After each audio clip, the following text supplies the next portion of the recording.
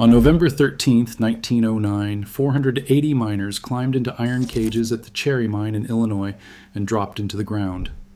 The steel wire rope wound around a steam drum held every one of those men's lives, and not one of them gave it a second thought. By noon, they would have given anything for one more trip up.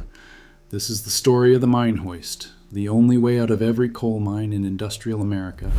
It is the story of what that cable was doing inside itself that nobody could see, and why 259 men at Cherry never made it home.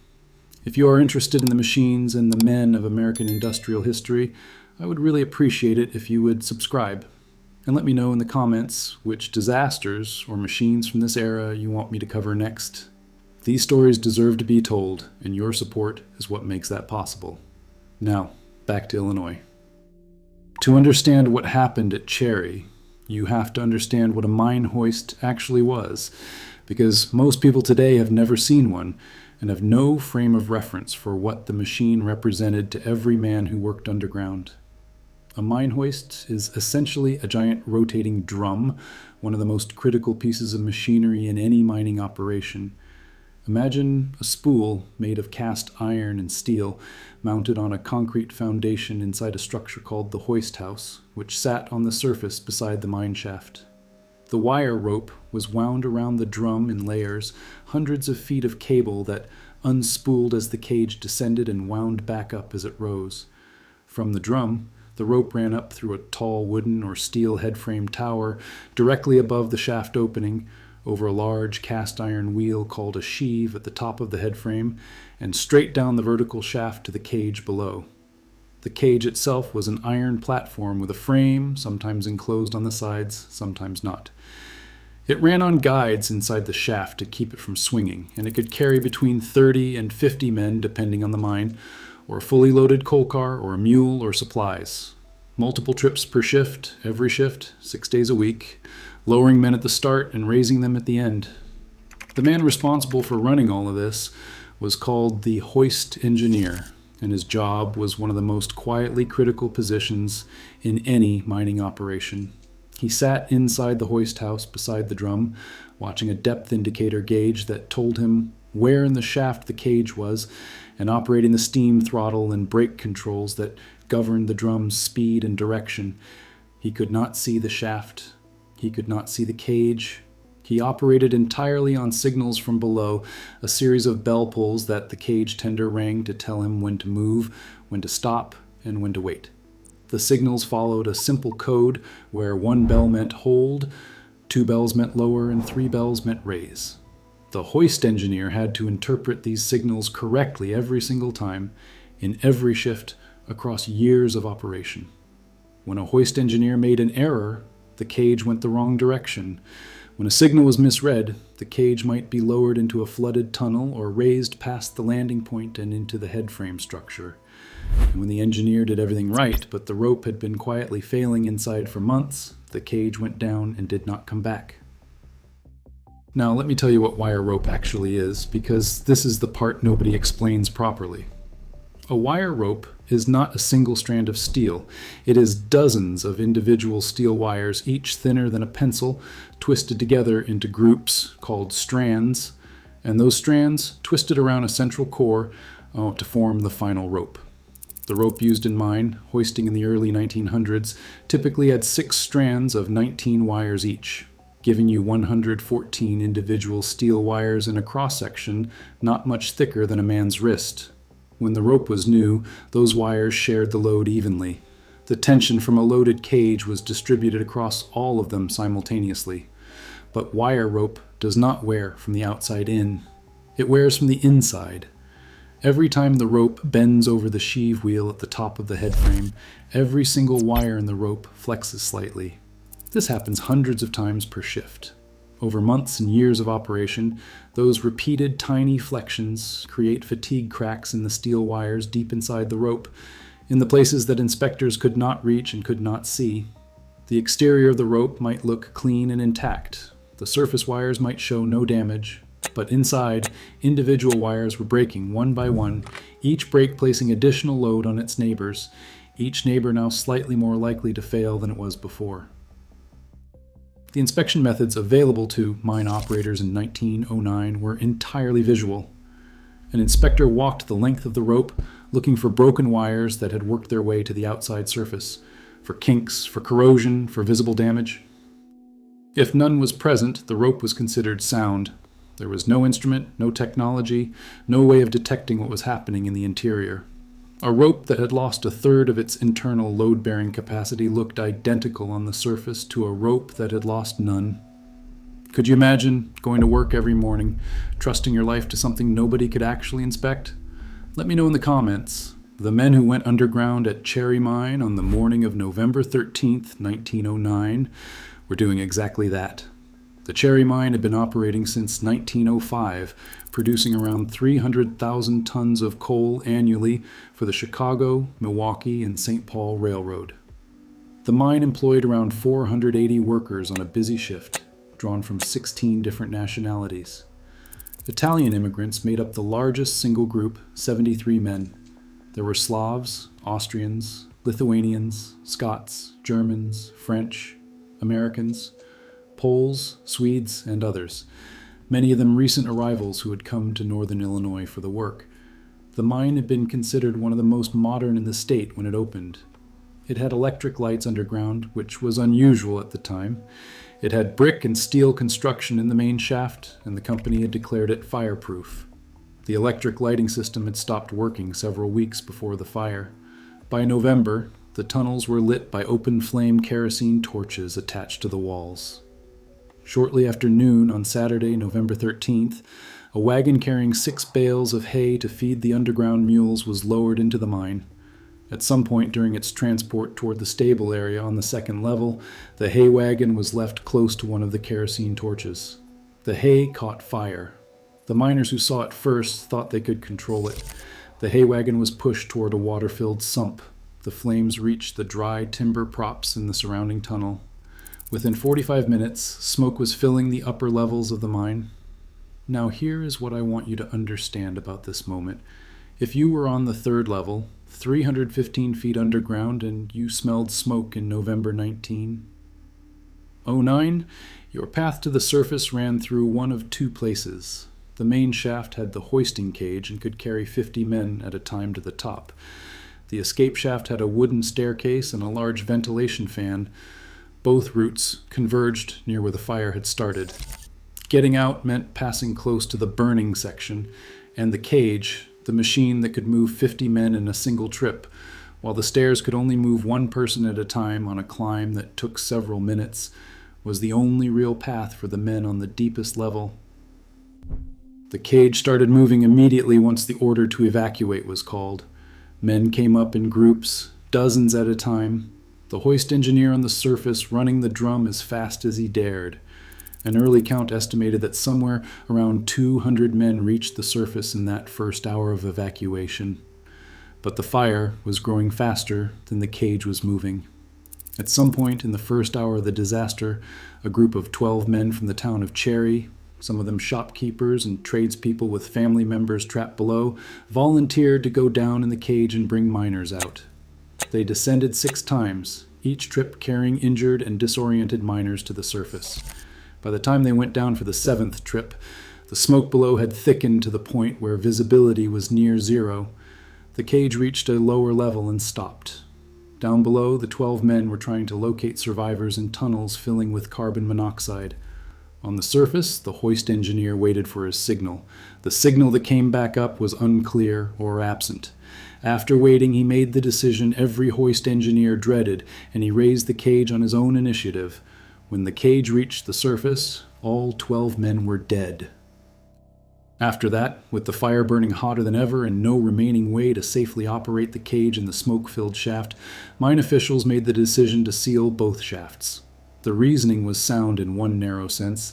Closing the shafts would cut oxygen to the fire and smother it, but closing the shafts also meant that any man still alive below had no path to the surface and no fresh air coming in. The shafts were sealed. Sunday evening, November 14th. There were still men alive underground when those seals went in. Over the next week, rescue crews tried repeatedly to re-enter the mine as the fire flared, went quiet, and flared again. 8 days after the fire started on November 20th, a rescue crew reached a sealed-off section of the second level and found 20 men alive.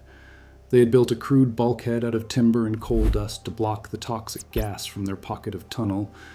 They had survived on a trickle of water and the remnants of abandoned lunch pails. One man died shortly after rescue from complications. The remaining 19 had been underground in total darkness for over a week. Among the dead were at least 9 boys under the age of 16, employed in violation of Illinois child labor law. The company was fined $630 for those violations. Each family received $1,800 in compensation from the company and another $1,800 from public donations. The total settlement for a dead miner in one of the deadliest industrial disasters in Illinois history was $3,600. Think about what that number means. But what happened at Cherry was not a hoist cable failure. The cable had not snapped and dropped a cage into the shaft bottom. What Cherry showed was something different and in some ways more disturbing. The cage system worked, the rope held, and dozens of men got out, but the cage could only move so many men per minute, and when the shaft became too dangerous to operate, the machine that was the only way out of the mine was simply gone. The rope was fine, and it didn't matter. Other mines were not so fortunate.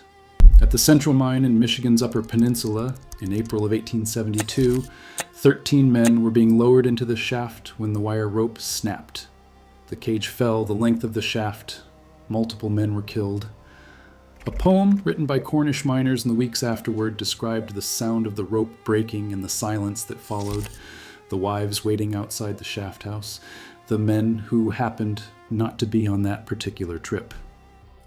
In Pennsylvania in 1889, at a colliery in the anthracite region, a cage carrying 4 men was being raised when the hauling rope gave way. The cage fell 400 feet to the bottom of the shaft. Engineers who descended to recover the men described what they found in the language common to industrial accident reports of the era, the kind of language that tells you everything you need to know without saying it directly. What I want you to understand about both of these incidents is that the ropes that failed did not announce themselves. They did not suddenly look different on the morning they broke. The hoist engineer did not walk into the hoist house that day and see a fraying cable and think, this is the one.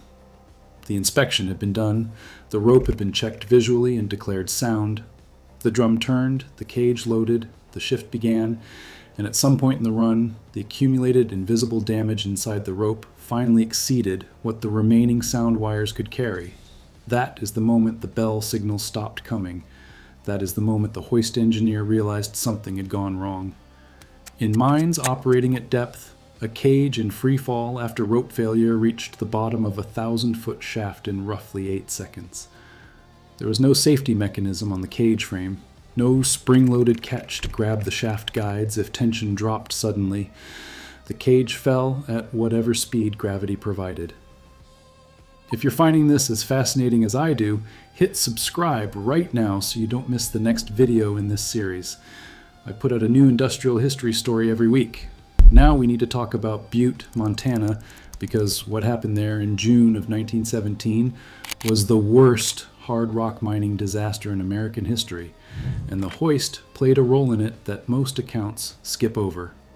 The Granite Mountain and Speculator mines in Butte were part of the Anaconda Copper Company's operation on what was called the richest hill on Earth. By 1917, Butte was producing copper at wartime capacity for the United States military in World War I. The mines operated around the clock, and the town ran 3 shifts. On the night of June 8, 1917, 410 miners descended into the Granite Mountain shaft to begin the overnight shift, going down in the cage at intervals, past the 1,200-foot level, past the 2,000-foot level, some continuing past 2,400 feet underground. Earlier that day, a work crew had been lowering a 3-ton electrical cable down the shaft as part of a new fire suppression system. The cable slipped from its clamps and fell to the bottom of the shaft in a tangled coil, tearing open its lead casing and exposing oil-soaked insulation. At 11:30 that night, a foreman named Ernest Solau descended to inspect the damage. He was carrying a carbide lamp. When the lamp touched the exposed insulation, the oil-soaked cloth ignited. The flame traveled up the cable and into the dry timber supports lining the shaft. What happened next turned the Granite Mountain shaft into a chimney. The mine's ventilation system, designed to push fresh air down into the workings, now pulled the fire's heat and smoke through every tunnel branching off the main shaft. Men in the deepest sections realized what was happening and ran for the cage. Some reached it, most did not. The cage brought loads of survivors to the surface for the first frantic hour, the hoist engineer running the drum through trip after trip, while the fire burned below him. But the shaft was on fire, and the rope was running through a burning chimney. 168 men died in the Granite Mountain and speculator disaster. Most died of carbon monoxide poisoning in the tunnels beneath the burning shaft, unable to reach the cage or find another way out. Some wrote notes in the dark on whatever paper they had and left them in the tunnel where rescue crews would eventually find them. A note found in the days following read, "In the dark, we are dying." I want to sit with that for a moment, because that sentence tells you everything about what it meant to be a miner underground in industrial America. The cage was the only link to the surface. The rope that wound around the drum was the only thing between a man and the bottom of the shaft. And in those tunnels, in the dark, the men who had trusted that system every day of their working lives had reached the moment when it was no longer there. The men who worked in American coal mines and metal mines during the 1870s, 1880s, 1890s, and the 1900s understood the risks in a practical way that no safety manual documented. They felt the vibration of the rope through the cage floor. They listened to the sound the drum made when the hoist was under load. Experienced miners could tell by the way the cage rode whether something in the system felt different from the day before. But what they could not detect, what no one on the surface or underground could detect, was the slow accumulation of invisible wire breaks inside a rope that looked perfectly sound from the outside. Mine rope in 1909 had no mandated replacement schedule in most states. Companies replaced rope when it showed obvious external damage or when it broke. The economic incentive was to run the rope as long as possible. The rope cost money. A new rope meant a production shutdown for installation. The external visual check was the industry standard, and the industry standard was consistently wrong about what was happening inside. What I think about when I consider this is the hoist engineer. He was, in most mining operations, the most experienced and trusted person at the surface. He knew the sound of the drum under different loads. He knew how the rope felt through the controls when the cage was carrying men versus when it was empty. When a rope was approaching failure through fatigue, there was sometimes a very slight change in how it responded under tension. A difference experienced engineers said they could sometimes feel in the controls before anything was visible. But that knowledge lived in one man's hands and nervous system, passed down informally, unrecorded, not reproducible, and certainly not a substitute for systematic inspection. The men underground were trusting a rope that the best available human knowledge could not reliably evaluate. Illinois enacted stronger mine safety regulations in 1910 because of Cherry Mine. The state passed a workers' compensation law in 1911 that gave families of dead miners a legal path to compensation that had not existed before. The United Mine Workers gained hundreds of new members in the months after the disaster. New federal safety standards for mines were discussed in Congress, but the Cherry Mine Company, the St. Paul Coal Company, avoided bankruptcy. The mine reopened in the spring of 1910 with new management. No criminal charges were filed against company officials. The 9 counts of child labor violations resulted in a fine of $630. What about the men who died? Around 160 women were widowed by the Cherry Mine fire. Around 400 children were left without a father's income. The workers who died underground that Saturday afternoon came from 16 countries, most of them recent arrivals who had come to Illinois for the work and found instead a mine with a failed electrical system, open flame torches in a dry timber tunnel, and a hay wagon left too close to a burning wall. The 20 men who survived 8 days underground were found on a Saturday morning, exactly 1 week after the fire started, by rescue workers using newly developed oxygen helmets brought in from the University of Illinois Mine Rescue Station. Of those 20, one died the following day from health complications after rescue. The remaining 19 had been in complete darkness for over a week, sealed inside a dying mine, depending on a few inches of crude timber bulkhead between themselves and the gas. A stone monument to the 259 dead was eventually erected, first by the United Mine Workers in 1911, and a second by the Illinois Department of Transportation in 1971. The centennial commemoration was held in Cherry in November of 2009, 100 years after the fire. What the mine hoist era ultimately taught engineers, at the cost of the men who worked beside those machines, was something that sounds simple in retrospect, but was apparently not obvious at the time. A system that can fail invisibly will fail without warning. A rope that can break internally before it shows surface damage will break at the moment you least expect it. And a cage that is the only way out of a mine is also the only way out of a fire. It took decades of investigation reports, coroner inquiries, and fatality statistics before those lessons shaped actual regulations. The men who paid for those lessons are mostly in aggregate numbers now. 259 killed at Cherry Mine, 168 at Granite Mountain and Speculator, and a handful each at Central Mine in Michigan and the Pennsylvania anthracite collieries where cage falls dropped men to the bottom of the shaft. The names behind those numbers are in state records and local newspaper archives, and on stone monuments in small towns that most Americans have never heard of. The work they did, the coal they brought up, and the copper they broke loose from rock powered the industrial economy that built the country they came to.